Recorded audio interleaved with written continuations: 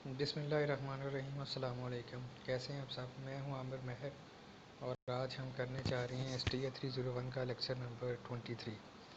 तो स्टार्ट करते हैं। सबसे पहले है डिस्ट्रीब्यूशन फंक्शन।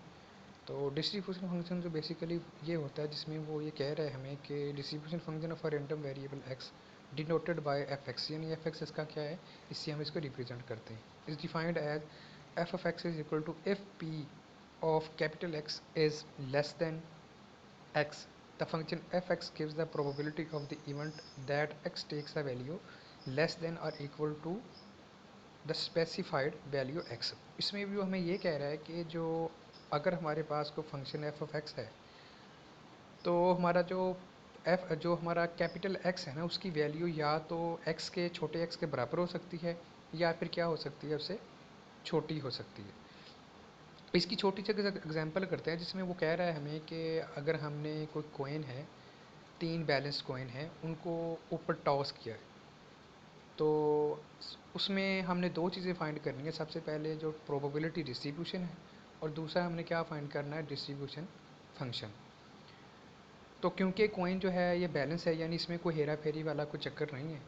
तो एक चीज़ याद रखें कि जब हम इसको फाइंड करते हैं ना, किसी भी चीज़ की प्रोबेबिलिटी, तो अगर उसने 3 बार कहा ना, इसका फार्मूला था two to the power n। अब उसने 3 बार इसको फेंका है ना, तो हमने क्या करना, 2 to the power 3। तो ये हमारे पास कितने इवेंट्स बनेंगे, 8। तो ये नीचे उसने सैम्पल स्पेस में जो 8 है ना, ये हमें ये दिए भी हुए हैं।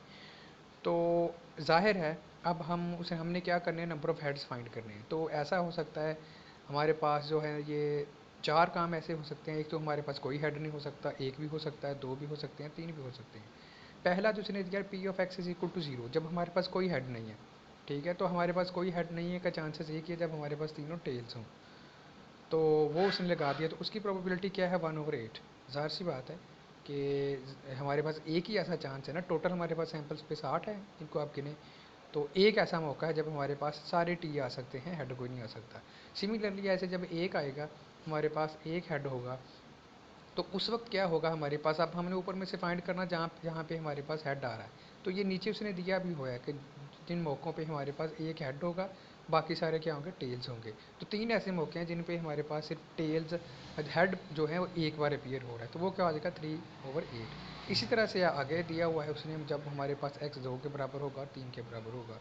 आई होप इसमें आपको कन्फ्यूजन नहीं होगी। नीचे उसने कहा हुआ है कि expressing the above information in tabular form. Tabular का फॉर्म का आपको पता है, मतलब हम टेबल्स की फॉर्म में किसी चीज़ को रिप्रेजेंट करें। नंबर ऑफ हेड्स को उसने xi से रिप्रेजेंट किया है, जबकि प्रोबेबिलिटी को f of xi से।